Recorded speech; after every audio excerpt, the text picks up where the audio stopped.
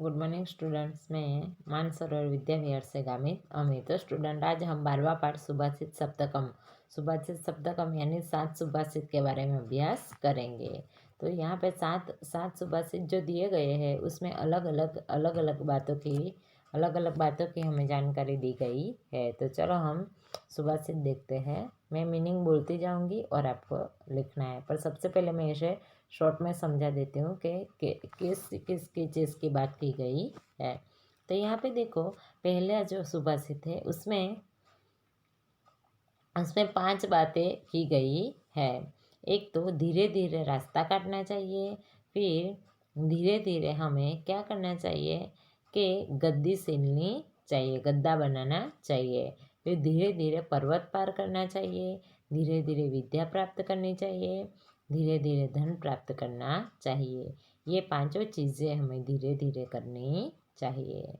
फिर दूसरा जो है, यहाँ पे ये बात की गई है कि अच्छा चरित्र, शूरवीरता, फिर उद्यमशीलता, फिर पंडिताई और मित्र का संग्रह, यह चोर चोरी न कर सके ऐसे ये 5 खजाने हैं।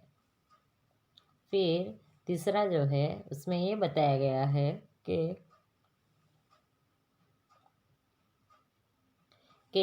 विरोधी गुण वाले लोगों में भी हमें क्या एक कल्याणकारी एकता दिखाई देती है, क्योंकि जो विरोध करने वाले होते हैं, हमने देखा है जो विरोध करने वाले होते हैं ना, उनके साथ बहुत सारे लोग इकट्ठे हो जाते हैं, पर जो सही होता है ना, उनके साथ कोई नहीं रहता। यहाँ पे भी यही बात की गई है कि जो व्यक्ति विरोध करने के लिए खड़ा हो जाता है ना, उसके साथ बहुत सारे लोग एकता से खड़े हो जाते हैं। जिस प्रकार चावल में से जो अलग हुए जो चावल जो है, चावल के दाने हैं, वो वापस क्या करते हैं कि वो वापस उग नहीं पाते हैं। फिर मैं वापस समझाती हूँ मीनिंग के साथ, वो समझ में आ जाएगा। ओके। फिर चौथा श्लोक उसमें क्या बताया गया है कि मेघ की तरह पानी नहीं होता है, मेघ के समान पानी नहीं होता है, बल के समान आत्मा नहीं होती है।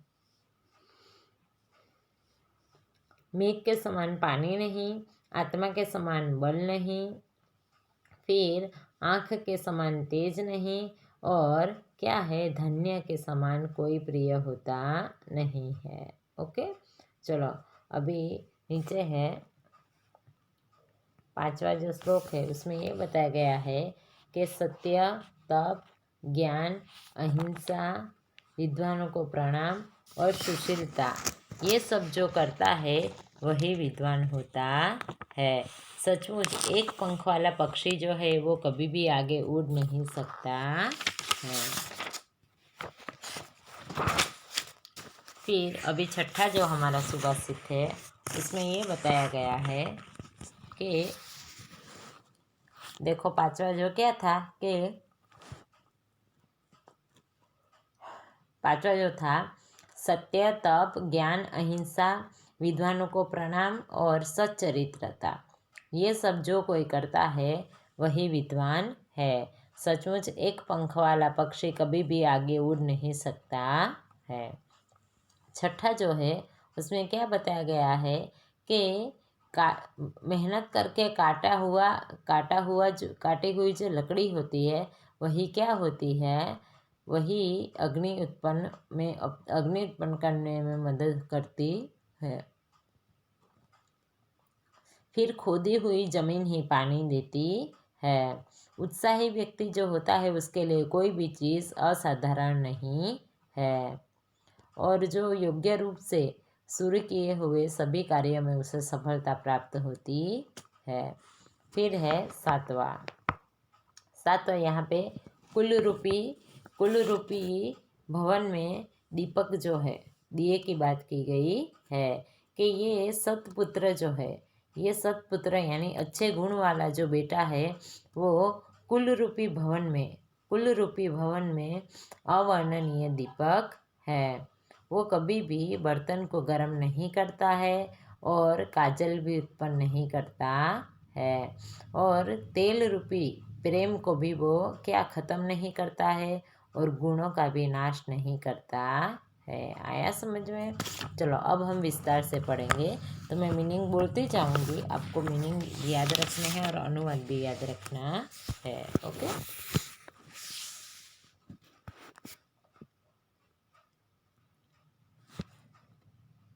चलो। शनेह पंथा, पंथा का मतलब लिखो रास्ता, और शनेह यानी काटना, सॉरी धीरे धीरे, धीरे धीरे रास्ता काटना चाहिए। शनेह कंथा, धीरे धीरे गद्दा सिलना चाहिए। शनेह पर्वत लंघनम, पर्वत लंघनम यानी पर्वत पार करना चाहिए। चलो वापस देखो। शनेह पंथा, धीरे धीरे रास्ता काटना चाहिए। शनेह कंथा, धीरे धीरे गद्दी सिलनी चाहिए। फिर शनेह पर्वत लंघनम, धीरे धीरे पर्वत पार करना चाहिए। शनेह विद्या, धीरे धीरे विद्या प्राप्त करनी चाहिए। शनेह वित्तम, धीरे धीरे धन प्राप्त करना चाहिए। पच्चेतानी शनेह स्नेह, ये 5 चीज़ें हमें धीरे धीरे ही करनी चाहिए। ओके, चलो अभी दूसरा। शीलम शौर्यम अनालस्यम पांडित्यम मित्र संग्रह। चलो ये 5 का अनुवाद कर देती हूँ। शीलम यानी चरित्र, शौर्यम यानी शूरवीरता, अनालस्यम यानी आलस का अभाव यानी मेहनत करने वाला, पांडित्यम यानी पंडिताई, मित्र संग्रह और अच्छे दोस्तों का संग्रह। पच्चेतानी के पच्चेतानी, ये 5 अचोरहरणीयानी यानी चोर चोरी न कर सके ऐसा अक्षयो निधि, अक्षय खजाना है, अविनाशी खजाना है। चलो वापस एक बार देख लो। शीलम यानी चरित्रता, शौर्यम यानी शूरवीरता, अनालस्यम यानी आलस का अभाव, पांडित्यम यानी पंडिताई और मित्र संग्रह, मित्रों का संग्रह। पच्चेतान्य यानी यह 5 अचोरहरणीय यानी चोर चोरी न कर सके ऐसा अक्षयोनिधि यानी अविनाशी खजाना है। चलो अभी यहाँ पे देखो। सहतिः श्रेयसी पुसाम विगुणेषु अपि बंधुषु। चलो यहाँ पे क्या बताया गया है कि विगुणेषु अपि बंधुषु, विगुणेषु अपि बंधुषु यानी विरोधी गुण रखने वाले बंधुजनों में भी, विरोधी गुण रखने वाले बंधुजनों में भी सहतिः श्रेयसी यानी क्या होता है कि एकता कल्याणकारी होती है। चलो यहाँ पे देखो। विगुणेषु अपि बंधुषु, कि विरोधी गुण रखने वाले बंधुजनों में भी सहतिः श्रेयसी, एकता कल्याणकारी होती है। फिर यहाँ पे क्या बताया गया है कि यहाँ पे पूसाम जो है उसका मतलब यह क्या होता है कि इंसानों के विरोधी गुण रखने वाले इंसानों में भी एकता कैसी होती है? कल्याणकारी होती है। फिर तुषेरपि परिभ्रष्टाः न प्ररोहन्ते तांडुलाः, यहाँ पे क्या बताया गया है देखो कि डांगर का फसल होता है, डांगर का जो फसल होता है उसमें से अलग हुए परिभ्रष्टा यानी अलग हुए तांडुलाहा के चावल के दाने न प्ररोहंती, वापस उगते नहीं है। आया समझ में? देखो कि विगुणेषु अपि बंधुषु, के विरोधी गुण रखने वाले बंधुजनों में भी सहतिः पुषाम, के बंधुजनों में भी इंसानों की एकता श्रेयसी कल्याणकारी होती है। फिर तुषेरपि परिभ्रष्टाः, के डांगर के फसल में से अलग हुए, परिभ्रष्टा का मतलब अलग हुए, तांडुलाः चावल के दाने न प्ररोहन्ति के उगते नहीं है। आया समझ में? ओके, चलो अभी चौथा।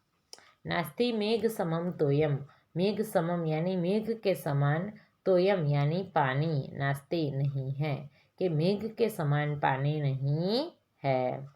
च आत्मा समम बलम, और आत्मा के समान बल नहीं है। आत्मा समम यानी आत्मा के समान बलम बल नहीं है। नास्ति यानी नहीं है। चक्षुः समम तेजो नास्ति, चक्षुः समम के आँखों के समान तेजो तेज नास्ति नहीं है। धन्य समम प्रियम नास्ति, के धन्य के समान कोई प्रिय नहीं है। आया समझ में? देखो वापस अनुवाद कर देती हूँ कि मेघ के समान पानी नहीं है, और आत्मा के समान बल नहीं है, और आँखों के समान तेज नहीं है, और धन्य के समान प्रिय कोई नहीं है। आया समझ में? चलो अभी आगे 5वां जो है देखो, उसमें सत्यम तपो ज्ञानम अहिंसताम च विद्वत्प्रणाम च सुशीलता च एतानि यो विद्यते स विद्वानः। यहाँ पे देखो क्या बताया गया है। सत्यम यानी सत्य, तपो यानी तप, ज्ञानम अहिंसताम के ज्ञान, अहिंसा, च और विद्वतम प्रणामम विद्वानों को प्रणाम, च और सुशीलता इतानी यो विद्यते के इतानी के ये सब, इतानी यानी ये सब, यो विद्यते जो करता है, स विद्वान वही विद्वान है। देखो सत्यम तपो ज्ञानम अहिंसताम च के सत्य, तप, ज्ञान और अहिंसा, विद्वत प्रणमामम विद्वानों को प्रणाम, च सुशीलता और सुशीलता, इतानी ये सब, यो विद्यते जो करता है, स विद्वान वही विद्वान है। न एक पक्षो विहगः प्रयाति के एक पक्षो हो, के एक पंख वाला पक्षी विहगः यानी पक्षी न प्रयाति आगे उड़ नहीं सकता है। ओके,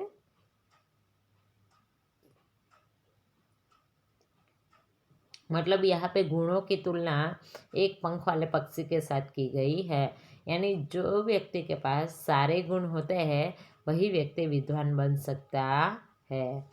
जैसे कि एक पंख वाला पक्षी कभी उड़ नहीं सकता ना, उसी प्रकार जिसके पास अगर एक ही ज्ञान होता है ना तो वो आगे नहीं बढ़ सकता है। इसलिए हर समय हर एक व्यक्ति के पास हर ज्ञान होना जरूरी है। ओके, देखो सत्य, तप, ज्ञान, अहिंसा और विद्वानों को प्रणाम और सुशीलता, ये सब जो करता है वही विद्वान है।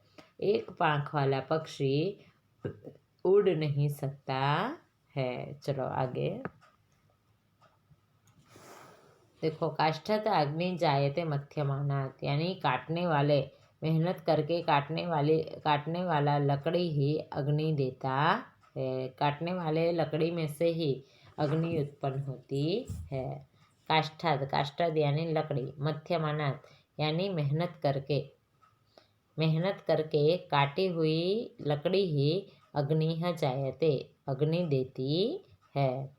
भूमिस्तोयम खनन मान्यम ददाति, खन्यमाना यानी खोदी हुई भूमि, जमीन ही स्तोयम ददाति पानी देती है।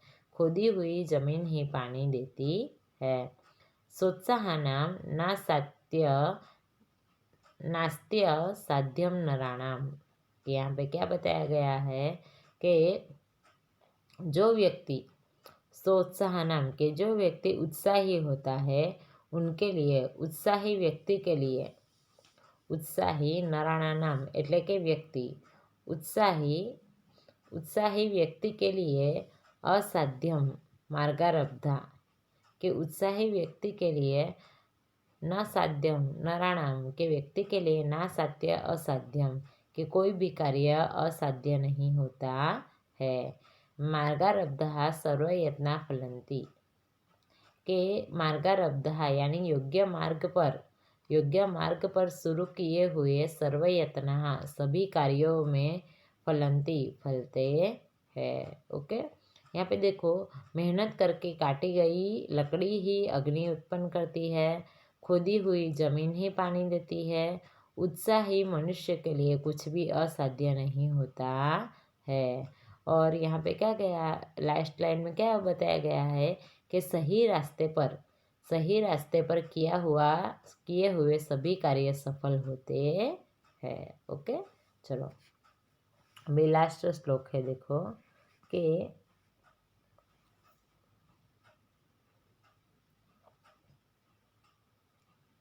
यहाँ पे देखो उलट सुलट दिया हुआ है। सत्पुत्र, देखो सत्पुत्र यानी यह यह सत्पुत्र यह सत्पुत्र कुलस्य अग्नि कोऽपि दीपः। देखो लास्ट लाइन है ना, देखो एषः सत्पुत्र, यह सत्पुत्र कुलस्य अग्नि कोऽपि दीपः, के कुल रूपी भवन में यह सत्पुत्र कुल रूपी भवन में कोई अवर्णनीय दिया समान है, कि यह सत्पुत्र कुल रूपी भवन में कोई अवर्णनीय दिए के समान है।